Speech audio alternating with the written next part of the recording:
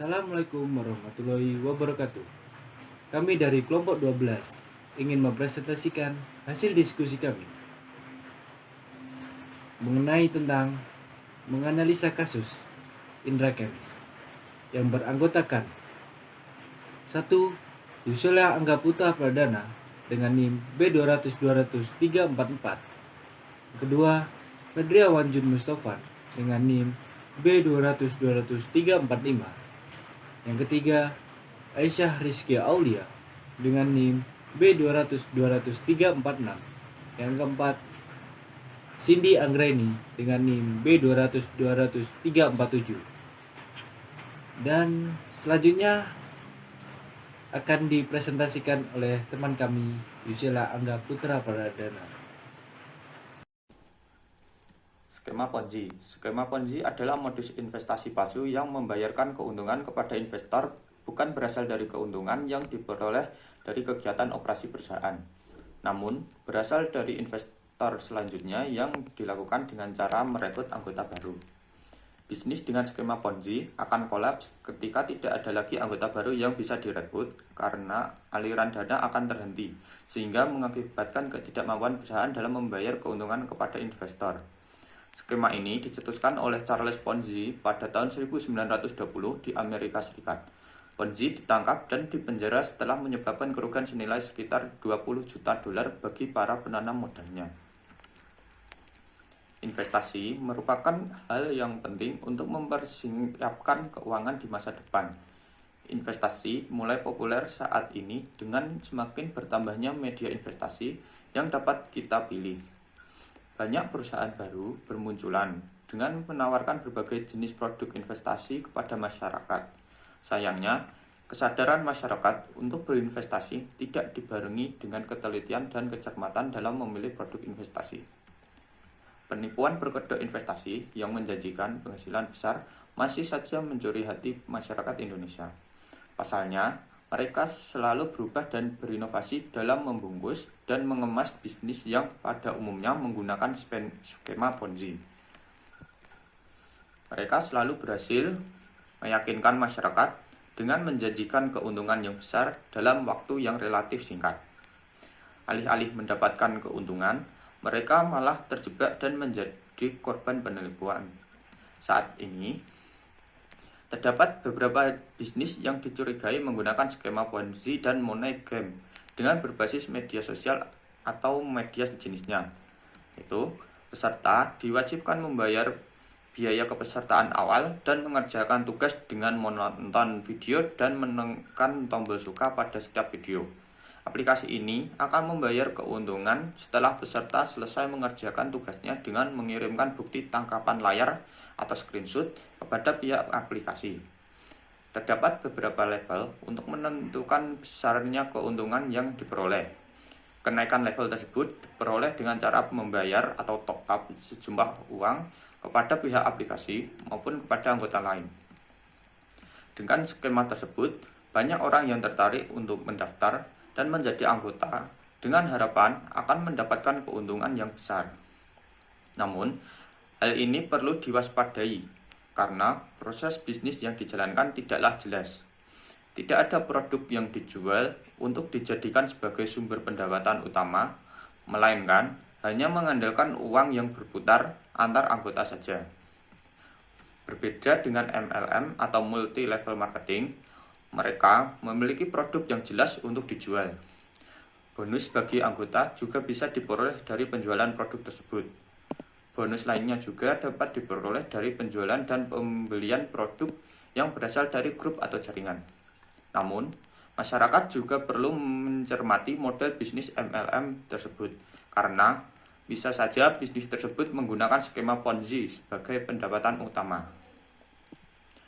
Bisnis MLM yang legal harus memiliki surat izin usaha penjualan langsung atau SIUPL yang diterbitkan oleh Badan Koordinasi Penanaman Modal atau BKPM. Pada skema Ponzi, keuntungannya hanya akan dirasakan pada peserta yang ikut di awal dan di tengah saja. Peserta yang baru saja mendaftar, ketika jumlah anggota sudah jenuh lah yang akan menanggung kerugian. Apabila semua peserta sudah mencapai level tertinggi dan tidak ada lagi anggota baru yang dapat direkrut, maka dengan sendirinya bisnis ini akan runtuh. Dengan demikian, masyarakat diharapkan lebih cermat dalam memilih media untuk berinvestasi.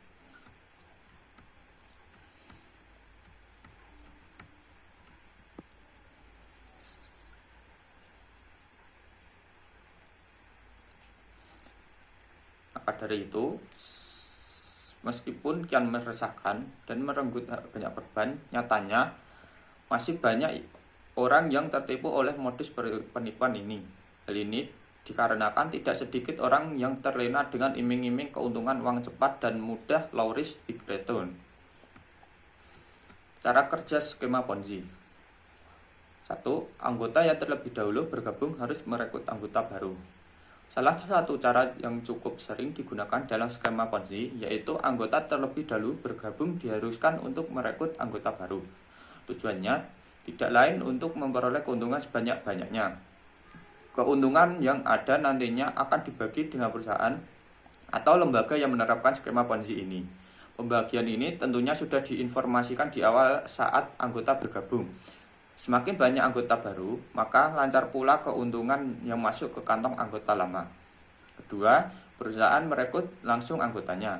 Cara yang kedua ini lazim ditemui pada investasi bodong atau tabungan online di sosial media.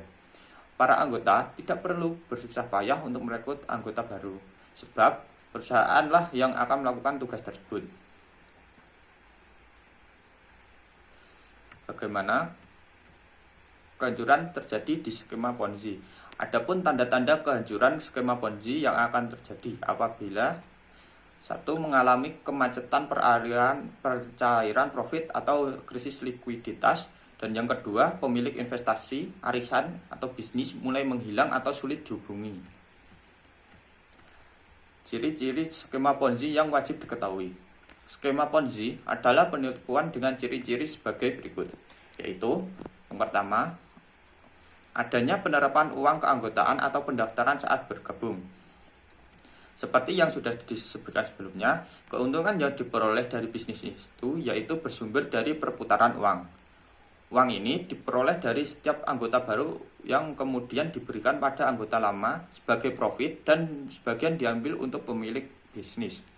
Anggota yang ada juga yang berkesempatan mendapatkan profit tambahan atau komisi jika berhasil merekrut orang baru.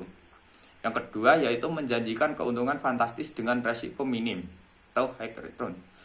Ciri utama suatu bisnis menggunakan skema Ponzi yaitu adanya iming-iming yang akan dijanjikan keuntungan yang besar. Besaran keuntungan yang ada ini pun sangat tidak masuk akal. Tak jarang ada juga yang berani menawarkan keuntungan di atas 50%. Yang ketiga, kegiatan bisnis yang dijalankan tidak jelas atau abu-abu tanpa legalitas maupun kredibilitas. Skema Ponzi adalah metode penipuan yang di dalamnya tidak ada kejelasan yang pasti terkait bagaimana bisnis ini dapat berjalan, termasuk dengan laporan keuntungan dari para investor, strategi, dan lainnya. Kendati memberitahu skema bisnis yang dijalankan, para penipu ini terus-menerus menjual mimpi dan sederet janji manis dengan cara mengajak lebih banyak orang untuk bergabung. Yang keempat, tidak memiliki produk pasti untuk dijual sebagai sumber keuntungan. Sebagaimana dengan ketidakjelasan kegiatan bisnis yang ada, produk yang dijual pada bisnis ini boleh dikatakan sama-sama tidak jelas. Jika kalau ada produknya, biasanya pemilik bisnis hanya mengarang cerita agar para anggota atau member yang tergabung bersedia mencari anggota baru. Oleh karenanya, bisnis yang ada juga tidak memiliki surat izin usaha penjualan langsung dari Badan Koordinasi Penanaman Modal. Yang kelima, diiming-imingi profit yang lebih tinggi pada saat ingin berhenti. Pada para pemilik bisnis dengan skema Ponzi selalu berusaha menahan para anggotanya keluar ataupun berhenti dari bisnis ini. Saat ada anggota atau investor yang akan mengundurkan diri, mereka biasanya langsung mengiming-imingi profit yang tinggi. Yang keenam, mengundang calon investor dengan menggunakan tokoh masyarakat, publik figur, dan orang berpengaruh lainnya. Bisnis pada skema Ponzi membutuhkan banyak anggota atau investor agar tujuan utamanya dapat berjalan. Untuk mensiasatinya, para pelaku bisnis rela merogoh kocek yang cukup besar untuk membayar sederet orang terkenal. Metode ini sering juga disebut dengan endorse. Yang ketujuh, terjadinya pencairan macet di tengah jalan. Skema Ponzi adalah metode penipuan yang memiliki timing kapan bisnis akan segera berakhir. Pada saat ini terjadi, biasanya pemilik bisnis sudah mulai sulit untuk dihubungi atau istilah lainnya kabur-kaburan. Mereka biasa menghilang kapan saja dan nekat membawa uang yang terkumpul. Contoh investasi bodong yang menggunakan skema Ponzi. Dilansir dari salah satu website otoritas jasa keuangan, berikut merupakan beberapa contoh yang ada investasi bodong di Indonesia, yaitu ada Abu Torus, Pandawa Group, Manusia Membantu Manusia, Macmillan, First Travel Anugerah Karya Wisata, Virgin Gold Mining Corporation, PT Kurnia Subur Alam Rakyat, dan Golden Trader Indonesia Syariah. Saya akan melanjutkan presentasi dari teman kami Yusela. Nah, sekarang kita membahas tentang cara menghindari skema Ponzi. Yang pertama, waspadai keuntungan tidak wajar. Selalu waspada dengan iming-iming perolehan keuntungan yang banyak, terlebih jika ditawari keuntungan di atas batas wajar dengan waktu yang sangat singkat. Nah, yang kedua, memastikan kredibilitas dan legalitas perusahaan. Anda bisa mengecek apakah perusahaan tersebut telah memperoleh izin dari lembaga berwenang. Salah satunya yaitu dari OJK. Pastikan juga mereka memiliki alamat perusahaan yang jelas. Yang ketiga, memiliki kegiatan usaha yang jelas. Anda perlu tahu di mana sumber keuntungan atau dari mana sumber keuntungan yang diperoleh dengan cara mengetahui kegiatan usaha apa yang perusahaan tersebut jalankan. Selanjutnya, kronologi kasus. Kronologi kasus Indra Kents bermula dari laporan korban. Pada 3 Februari lalu, 8 orang korban aplikasi Binomo melaporkan Indra Kents ke polisi. Mereka mengaku merugi sejumlah 2,4 miliar. Laporan tersebut terregister dengan nomor STTL-2-2-2022 tertanggal 3 Februari 2022. Pengacara korban, Vincentius Mendrova, menyebutkan sejumlah pasal yang dilaporkannya. Kita baru saja dari SPKT Bareskrim Mabes Polri. Kita baru saja membuat laporan polisi terkait dengan binary option. Ini khususnya aplikasi Binomo. Kita di sini sebagai penasihat hukum para korban, kata Vincentius kepada wartawan di Bareskrim Polri, Kamis tanggal 3 bulan 2 2022. Ini pasal 27 ayat 2 terkait dengan perjudian online, kemudian pasal 28 ayat 1 terkait dengan berita bohong yang merugikan konsumen dengan transaksi elektronik, dan 378 itu berkaitan dengan penipuan. Serta kalau pasal 3, pasal 5, dan pasal 10 TPPU itu terkait dengan tindak pidana pencucian uang, baik yang ada di luar negeri maupun yang ada di Indonesia. Kononnya, kronologi kasus Indra Kents diperiksa hingga ditahan. Merespon laporan tersebut, Indra Kents dipanggil untuk melakukan pemeriksaan setelah sempat absen dengan alasan berobat di Turki. Indra Kents akhirnya memenuhi panggilan Bareskrim Polri. Indra Kents hadir di Bareskrim Polri pada hari Kamis tanggal 24 Februari pukul 1 siang waktu Indonesia Barat. Setelah diperiksa selama kurang lebih 7 jam oleh penyidik, pria dengan nama lengkap Indra Kesuma itu ditetapkan sebagai tersangka dan kemudian ditahan.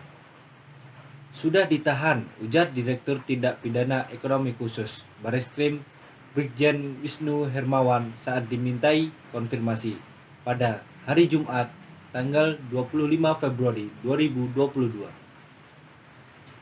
Wisnu Hermawan mengatakan Indra Kents baru ditahan pada hari Jumat tanggal 25 bulan Februari dini hari tadi. Adapun Indra Kents ditahan di Rutan Bareskrim Polri Jakarta Selatan selama 20 hari sejak saat itu. Indra Kents terancam hukuman penjara selama 20 tahun dengan pasal berlapis, yakni tidak pidana pencucian uang atau TPPU hingga penipuan. Pasal yang disangkakan adalah pasal 45 ayat 2 Junco, pasal 27 ayat 2 UU ITE, kemudian pasal 45 ayat 1 Junco, pasal 28 ayat 1 UU ITE, kemudian pasal 3 ayat 3 UU nomor 8 tahun 2010 tentang TPPU. Selanjutnya, pasal 5 UU no 8 tahun 2010 tentang TPPU, kemudian pasal 10 UU no 8 tahun 2010 tentang TPPU, kemudian pasal 378 KUHP, Junco pasal 55 KUHP. Selanjutnya akan dilanjutkan oleh teman kami Ara atau Aisyah RA. Kronologi kasus Indra Kents. Aset 57,2 miliar disita. Aset tersangka penipuan dan TPPU kasus Binomo Indra Kents disita. Total aset yang disita mencapai 57,2 miliar. Dan total nilai aset yang sudah disita milik Indra Kents sebanyak 43,5 miliar. Penyidik telah melakukan penyitaan terhadap barang bukti antara lain dokumen bukti setor dan tarif, bukti rekening korban, akun YouTube dan Gmail tersangka, video konten YouTube, 1 buah ponsel, 1 unit kendaraan Tesla, 1 unit kendaraan Ferrari, 2 bidang tanah di Deli Serdang, Sumatera Utara, dan terbaru 1 unit rumah di Medan Timur. Menurut Gatot, selaku Kabag Penum Divisi Humas Polri, penyidik masih terus melakukan penelusuran terhadap aset-aset Indra Kents yang diduga dibeli dari hasil kejahatan tindak pidana pencucian uang dengan pidana pasal penipuan investasi dan penyebaran berita bohong. Beberapa aset yang akan disita, yakni 9 rekening bank atas nama tersangka, kemudian akan melakukan penelusuran 5 unit kendaraan mewah lainnya, 2 buah jam tangan, dan pemblokiran terhadap 1 akun Indra Kents, yang mana polisi telah mengungkapkan isi rekeningnya senilai 1,8 miliar. Selain menelusuri aset-aset tersangka dan melakukan penyitaan, penyidik juga melakukan pemeriksaan terhadap pihak-pihak yang terkait dengan Indra Kents. Dari hasil pemeriksaan, 14 korban binomo didapati data kerugian para korban sebesar 25,6 miliar. Kronologi kasus Indra Kents. Penerima aliran dana akan diperiksa hingga diminta untuk melapor. Bareskrim Polri telah mengantongi daftar nama penerima aliran dana Indra Kents. Mereka yang terdata akan segera diabsen satu persatu untuk diperiksa. Gatot menuturkan tim penyidik Direktorat Tindak Pidana Ekonomi Khusus Bareskrim Polri telah melakukan pendataan siapa saja yang menerima aliran dana tersebut. Namun, Gatot tidak menyebutkan siapa saja yang menerima aliran dana dari Indra Kents ke media. Gatot mengatakan polisi mengimbau siapapun yang menerima aliran dana, baik berupa uang maupun barang, untuk melapor ke Bareskrim Polri. Beliau mengingatkan akan ada konsekuensi hukum yang akan diterima jika para penerima aliran dana tidak melapor. Gatot mengingatkan agar masyarakat dapat berpartisipasi dengan melapor ke kepolisian dan menjalani klarifikasi oleh penyidik. Apabila tidak dilaporkan, maka akan ada konsekuensi terkena UU TPPU. Kabar Reskrim Polri Komjen Agus Andrianto menjelaskan alasan para penerima uang dan barang dari Indra Kesuma alias Indra Kents mesti melapor ke kepolisian. Alasannya agar pihak terkait dapat lepas dari sanksi tindak pidana dalam kasus dugaan investasi bodong binary option yang menjerat keduanya. Agus menyebut bisa saja si penerima tidak tahu, bisa pula penerima tahu bahwa dana itu berasal dari kegiatan yang melanggar binary option binomo. Bahkan bila si penerima dana tahu namun ingin menjadi justice collaborator, polisi akan mempertimbangkan niat baik penerima dana dari Indra Kents. Terkait pemeriksaan, ia menyebut bahwa perlu untuk memastikan apakah ada mens rea atau niat jahat di balik penerimaan aliran dana tersebut. Sekalipun ada keterkaitan, maka dapat masuk menjadi justice collaborator dan lepas dari penegakan hukum. Artinya tergantung pemeriksaannya, apakah mens rea-nya ada unsur kesengajaan atau ketidaktahuan, sehingga lebih baik mereka melapor. Apabila mens rea-nya ada, nanti yang bersangkutan bisa masuk menjadi justice collaborator. Kronologi kasus Indra Kents masih bungkam soal identitas dalang binomo. Bareskrim Polri telah menyelidiki dalang aplikasi binary option binomo dengan tersangka Crazy Rich Medan, Indra Kesuma atau Indra Kents. Saat diperiksa sebagai tersangka, Indra Kents disebut masih menutupi jejak dalang aplikasi tersebut. Polisi masih melakukan pendalaman lebih lanjut soal dalang aplikasi Binomo. Sebelumnya, Bareskrim Polri mengungkap pemilik aplikasi Binomo diduga ada di Indonesia dan tengah diburu polisi. Kejelasan mengenai siapa pemilik Binomo masih perlu waktu untuk terungkap. Dugaan sementara aplikasi tersebut digerakkan oleh orang yang berada di Indonesia, namun menggunakan server luar negeri.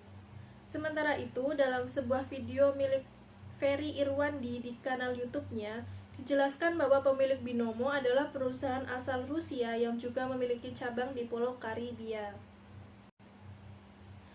Kronologi kasus Indra Kents. Ada 10 afiliator yang diincar oleh Bareskrim. Bareskrim Polri telah menetapkan Indra Kents sebagai tersangka kasus dugaan berkedok trading binary option Binomo. Namun, ternyata masih ada afiliator lain yang didalami keterlibatannya.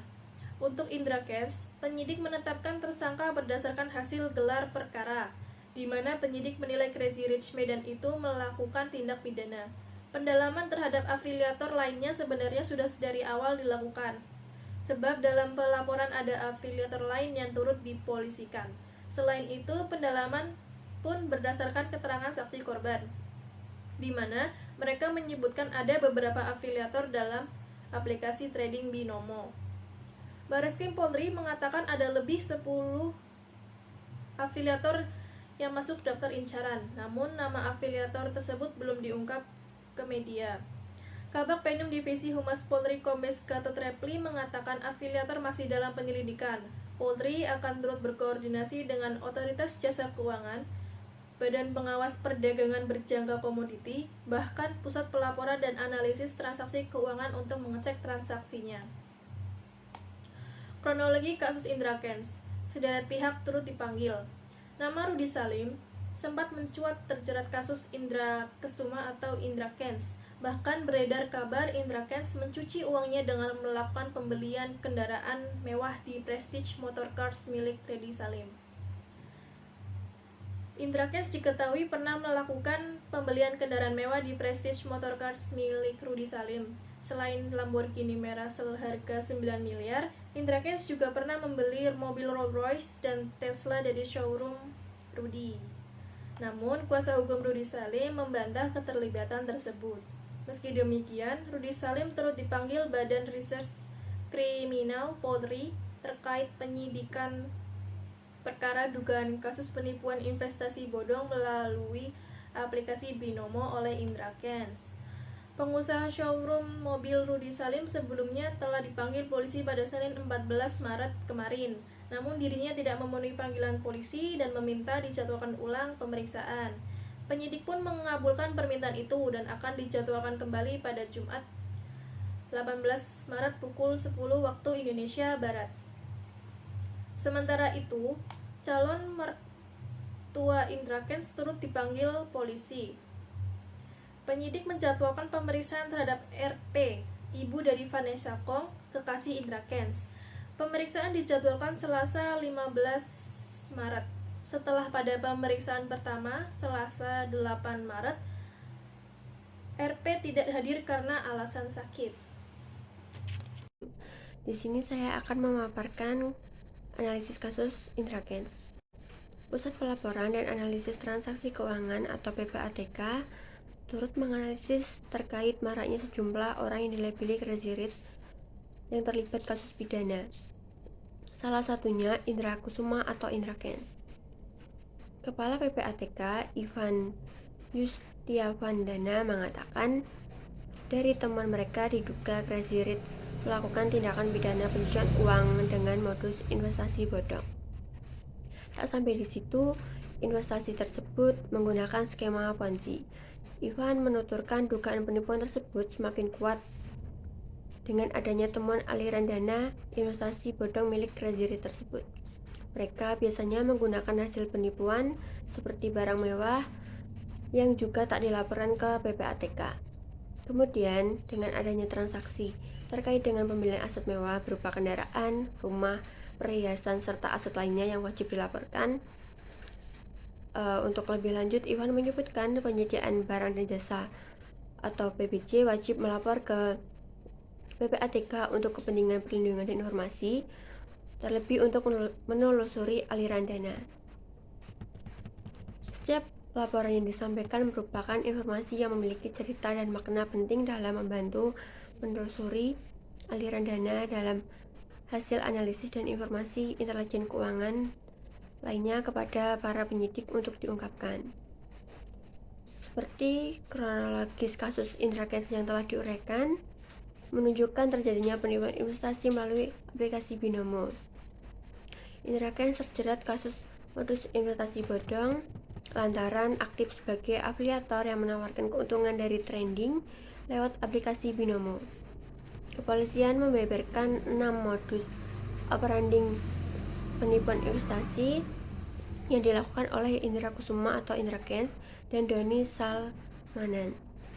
Hal tersebut disampaikan oleh Kepala Badan Reserse Kriminal Kepolisian Negara Republik Indonesia atau Bareskrim Polri, Komjen Agus Ardianto dalam konversi pers. IntraCash dan Doni Salmana terjerat lantaran keduanya aktif sebagai afiliator yang menawarkan keuntungan dari trading lewat aplikasi binomo dan Quetek. Jajaran kepolisian berdasarkan hasil penyidikan modus operandi dari kasus investasi ilegal IntraCash dan Doni Salmanan yang ditemukan antara lain adalah 6 cara yang digunakan